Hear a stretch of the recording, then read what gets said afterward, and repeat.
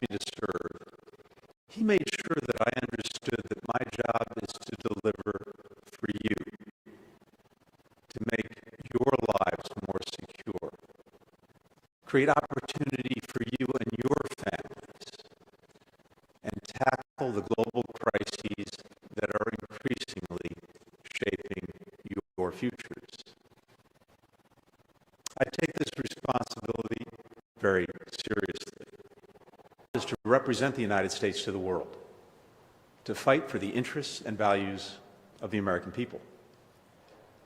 When President Biden asked me to serve, he made sure that I understood that my job is to deliver for you, to make your lives more secure, create opportunity for you and your families, and tackle the global crises that are increasingly shaping your futures.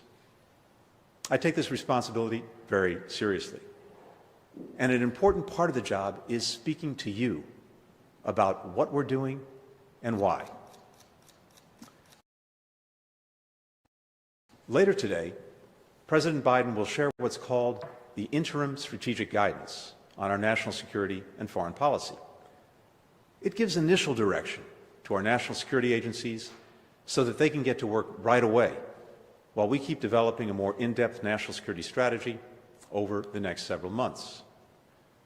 The interim guidance lays out the global landscape as the Biden administration sees it, explains the priorities of our foreign policy, and specifically how we will renew America's strength to meet the challenges and seize the opportunities of our time. So for this, I know that foreign policy can sometimes feel disconnected from our daily lives. It's either all about major threats like pandemics, terrorism, or it fades from view. That's in part because it's often about people and events on the other side of the world. And it's about things you don't see, like crises stop before they start, or negotiations that happen out of sight. But it's also because those of us who conduct foreign policy haven't always done a good job connecting it to the needs and aspirations of the American people. As a result, for some time now, Americans have been asking tough but fair questions about what we're doing, how we're leading, indeed, whether we should be leading at all. With this in mind, we've set the foreign policy priorities for the Biden administration by asking a few simple questions. What will our foreign policy mean for American workers and their families? What do we need to do around the world to make us stronger here at home? And what do we need to do at home to make us stronger in the world? The answers to these questions aren't the same as they were in 2017 or 2009. Yes, many of us serving in the Biden administration also proudly served President Obama, including President Biden. And we did a great deal of good work to restore America's leadership in the world, to achieve hard-won diplomatic breakthroughs, like the deal that stopped Iran from producing a nuclear weapon, and to bring the world together to tackle climate change. Our foreign policy fit the moment, as any good strategy should. But this is a different time, so our strategy and approach are different. We're not simply picking up where we left off, as if the past 4 years didn't happen. We're looking at the world with fresh eyes. Having said that, while the times have changed, some principles are enduring. One is that American leadership and engagement matter. We're hearing this now from our friends. They're glad we're back. Whether we like it or not, the world does not organize itself. When the U.S. pulls back, one of two things is likely to happen.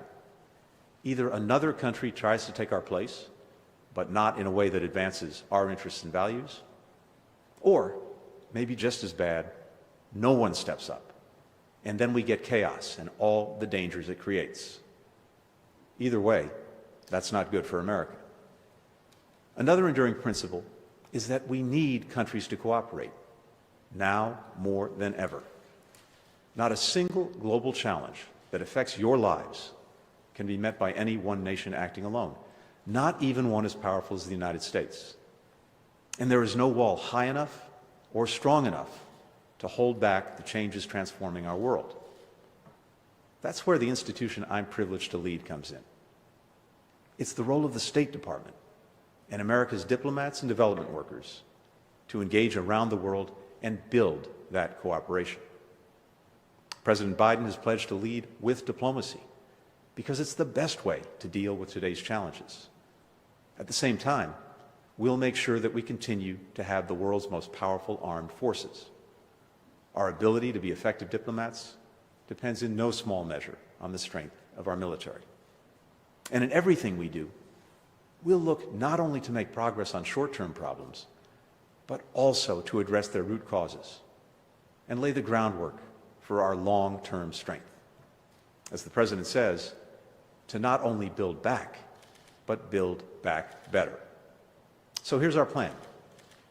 First, we will stop COVID-19 and strengthen global health security. The pandemic has defined our lives, for more than a year. To beat it back, we need governments, scientists, businesses, and communities around the world working together. None of us will be fully safe until the majority of the world is immune, because as long as the virus is replicating, it could mutate into new strains that find their way back to America. So we need to work closely with partners to keep the global vaccination effort moving forward. At the same time, we need to make sure we learn the right lessons and make the right investments in global health security, including tools to predict, prevent, and stop pandemics, and a firm global commitment to share accurate and timely information so that a crisis like this never happens again. Second, we will turn around the economic crisis and build a more stable, inclusive global economy. The pandemic has caused unemployment to surge around the world. Nearly every country on earth is now in a recession. The pandemic also laid bare inequalities that have defined life for millions of Americans for a long time. So we've got a double challenge: to protect Americans from a lengthy downturn and to make sure the global economy delivers security and opportunity for as many Americans as possible in the long term. To do that, we need to pass the right policies at home, like the relief package the President is pushing hard for right now, while working to manage the global economy so it truly benefits the American people. And by that, I don't just mean a bigger GDP or a rising stock market. For many American households, those measures don't mean much. I mean good jobs, good incomes, and lower household costs for American workers and their families. We're building on hard lessons learned. Some of us previously argued for free trade agreements because we believed Americans would broadly share in the economic gains and that those deals would shape the global economy in ways that we wanted. We had good reasons to think those things, but we didn't do enough to understand who would be negatively affected and what would be needed to adequately offset their pain, or to enforce agreements that were already on the books and help more workers and small businesses fully benefit from them. Our approach now will be different. We will fight for every American job and for the rights, protections, and interests of all American workers. We will use every tool to stop countries from stealing our intellectual property or manipulating their currencies to get an unfair advantage. We will fight corruption, which stacks the deck against us. And our trade policies will need to answer very clearly how they will grow the American middle class, create new and better jobs, and benefit all Americans, not only those for whom the economy is already working. Third, we will renew democracy because it's under threat. A new report from the independent watchdog group Freedom House is sobering. Authoritarianism and nationalism are on the rise around the world. Governments are becoming less transparent and have lost the trust of the people. Elections are increasingly flashpoints for violence. Corruption is growing, and the pandemic has accelerated many of these trends. But the erosion of democracy is not only happening in other places. It's also happening here in the United States. Disinformation is rampant here. Structural racism and inequality make life worse for millions. Our elected leaders were targeted in the violent siege of the Capitol just 2 months ago. And more broadly, Americans are increasingly polarized, and the institutions that exist to help us manage our differences so our democracy can continue to function are under strain. Shoring up our democracy is a foreign policy imperative. Otherwise, we play right into the hands of adversaries and competitors like Russia and China, who seize every opportunity to sow doubts about the strength of our democracy. We shouldn't be making their jobs easier. I take heart from the fact that we're dealing with our struggles out in the open, and that sets us apart from many other countries. We don't ignore our failures and shortcomings or try to sweep them under the rug and pretend they don't exist. We confront them for the world to see. It's painful, sometimes it's ugly, but it's how we make progress. Still, there's no question that our democracy is fragile. People around the world have seen that. Many recognize in our challenges the challenges that they're facing. And now they're watching us because they want to see whether our democracy is resilient, whether we can rise to the challenge here at home. That will be the foundation for our legitimacy in defending democracy around the world for years to come. Why does that matter? Because strong democracies are more stable, more open, better partners to us, more committed to human rights, less prone to conflict, and more dependable markets for our goods and services. When democracies are weak, governments can't deliver for their people, or a country becomes so polarized that it's hard for anything to get done, they become more vulnerable to extremist movements from the inside and to interference from the outside. And they become less reliable partners for the United States. None of that is in our national interest. The more we and other democracies can show the world that we can deliver, not only for our people, but also for each other, the more we can refute the lie that authoritarian countries love to tell, that theirs is the better way to meet people's fundamental needs and hopes. It's on us to prove them wrong. So the question isn't if we will support democracy around the world, but how. We will use the power of our example. We will encourage others to make key reforms, overturn bad laws, fight corruption, and stop unjust practices. We will incentivize democratic behavior, but we will not promote democracy through costly military interventions or by attempting to overthrow authoritarian regimes by force. We've tried these tactics in the past. However well-intentioned, they haven't worked. They've given democracy promotion a bad name, and they've lost the confidence of the American people. We'll do things differently. Fourth, we will work to create a humane and effective immigration system. Strong borders are fundamental to our national security, and laws are the bedrock of our democracy. But we also need a diplomatic and just plain decent solution to the fact that year after year, people from other countries risk everything to try to make it here. We need to address the root causes that drive so many people to flee their homes. And so we'll work closely with other countries, especially our neighbors in Central America, to help them deliver better physical security and economic opportunity, so people don't feel like migrating is the only way out and up. As we do this work, we will not lose sight of our core principles. Cruelty, especially to children, is unacceptable. And turning our backs on some of the most vulnerable people on earth is not who we should ever be. One of the most important pieces of our national identity is that we are a country of immigrants. We're made stronger by the fact that hardworking people come here to go to school, start businesses, enrich our communities. We've gotten away from that part of ourselves in the past few years. We've got to get back to it. Fifth, we will revitalize our ties with our allies and partners. Our alliances are what the military calls force multipliers. They're our unique asset. We get so much more done with them than we could without them. So we're making a big push right now to reconnect with our friends and allies and to reinvent partnerships that were built years ago so they're suited to today's and tomorrow's challenges. That includes countries in Europe and Asia that have been our closest friends for decades, as well as old and new partners in Africa, the Middle East, and Latin America.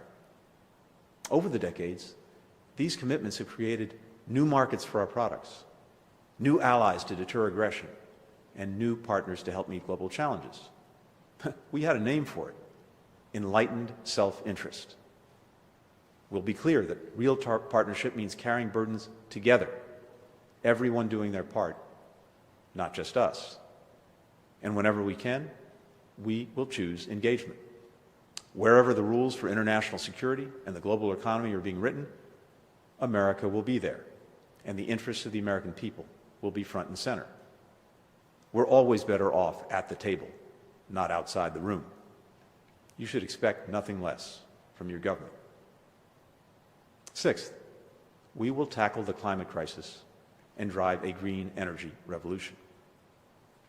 Maybe you live in California, where wildfires get worse every year, or the Midwest, where farmland keeps flooding, or the Southeast, where communities have been destroyed by stronger and more frequent storms. The climate crisis is endangering all of us and costing us more by the month. We can't fix it alone. The United States produces 15% of the world's carbon pollution. That's a lot, and we badly need to get that number down. But even if we brought it down to zero, we wouldn't solve the crisis, because the rest of the world is producing the other 85%. This is the definition of a problem we need to work together as a community of nations to solve. And we can't settle for only doing the bare minimum. We have to challenge ourselves and each other to do more. While we do, we must also position the United States to thrive and lead in the growing global market for renewable energy. Wind and solar are the cheapest sources of electricity generation in the world today. They're not the industries of the future anymore. The future is now. And other countries are ahead of us. We need to turn that around and create millions of good-paying jobs for Americans in renewables. Seventh, we will secure our leadership in technology. A global technology revolution is now underway. The world's leading powers are racing to develop and deploy new technologies like artificial intelligence and quantum computing that could shape everything about our lives, from where we get energy, to how we do our jobs, to how wars are fought. We want America to maintain our scientific and technological edge because it's critical to us thriving in the 21st century economy. But we know that new technologies aren't automatically beneficial, and those who use them don't always have good intentions. We need to make sure technologies protect your privacy, make the world safer and healthier, and make democracies more resilient. That's where American diplomacy comes in. We're going to bring our friends and partners together to shape behavior around emerging technologies and establish guardrails against misuse. At the same time, we must strengthen our tech defenses and deterrence. We need only look at SolarWinds, the major hack of U.S. government networks last year, to see how determined our adversaries are to use technology to undermine us. Today, safeguarding our national security means investing in our technological capabilities and elevating this issue in our diplomacy and our defense. We will do both. And eighth, we will manage the biggest geopolitical test of the 21st century, our relationship with China. Several countries present us with serious challenges, including Russia, Iran, North Korea. And there are serious crises we have to deal with, including in Yemen, Ethiopia, and Burma. But the challenge posed by China is different.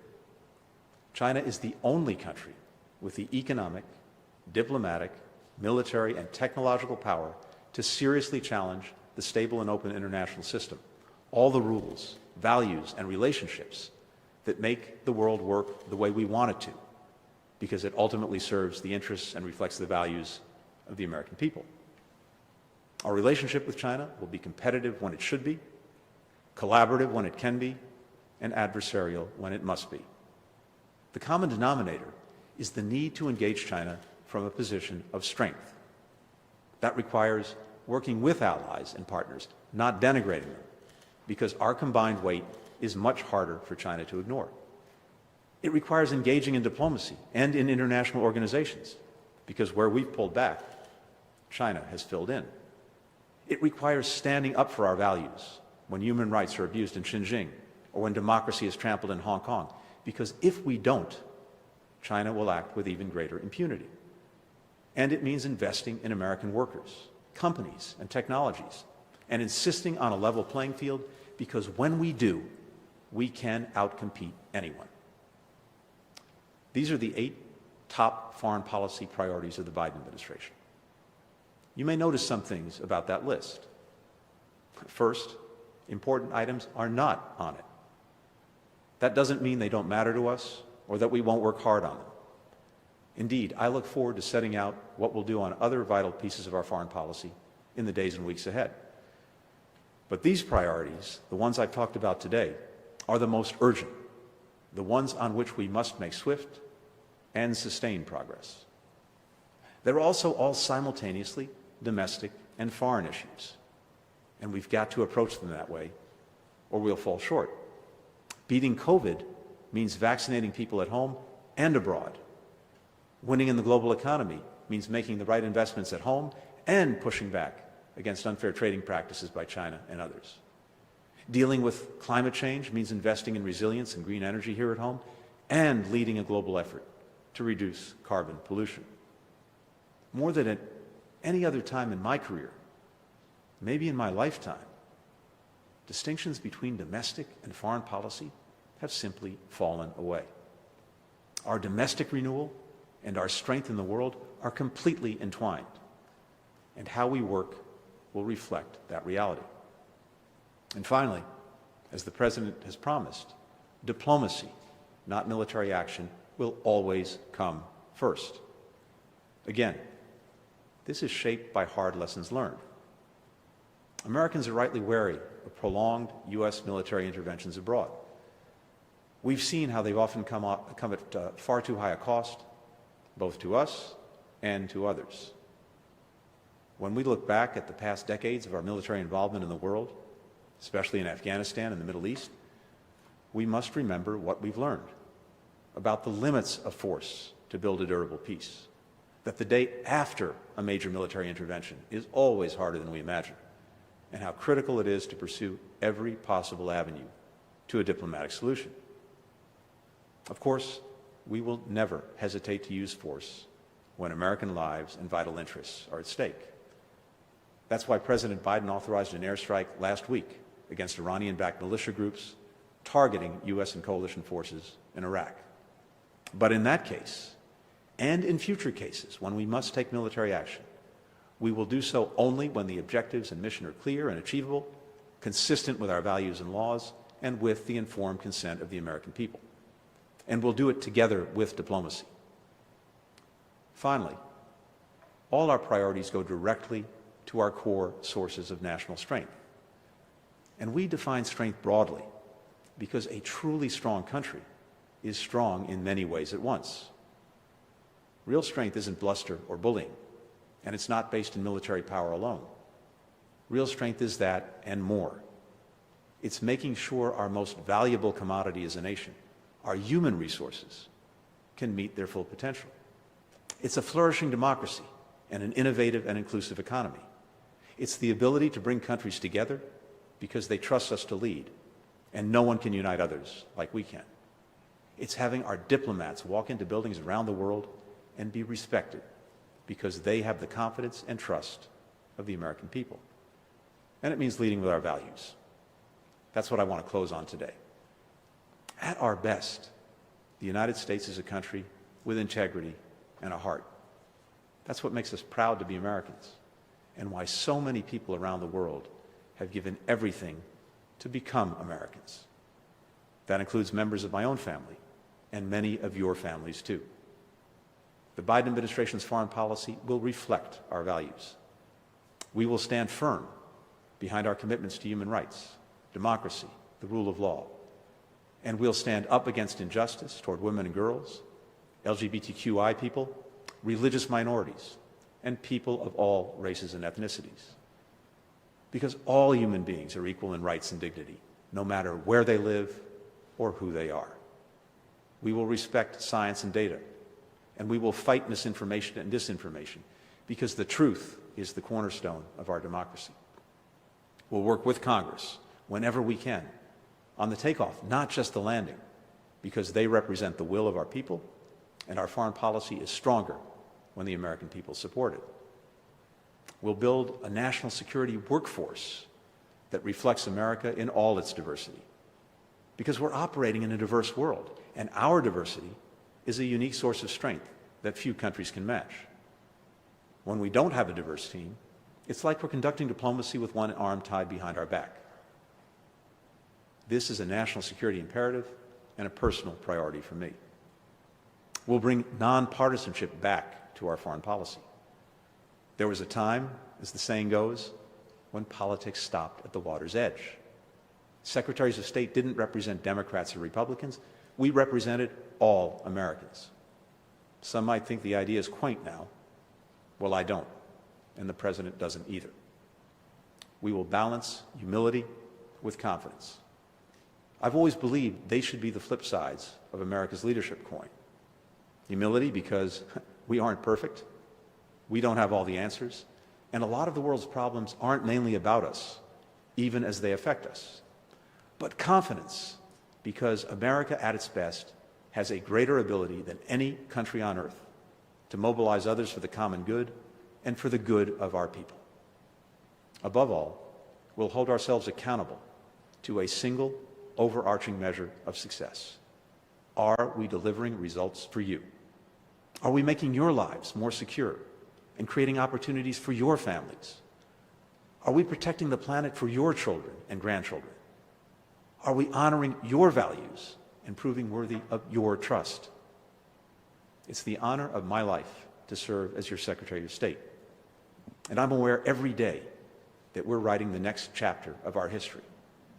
It's up to us whether the story of this time will be one of peace and prosperity, security and equality, whether we will help more people in more places live in dignity, and whether we will leave the United States stronger at home and in the world. That's our mission. That's our opportunity. We will not squander it. We serve the American people, and we will do everything we can to make you proud. Thank you very much.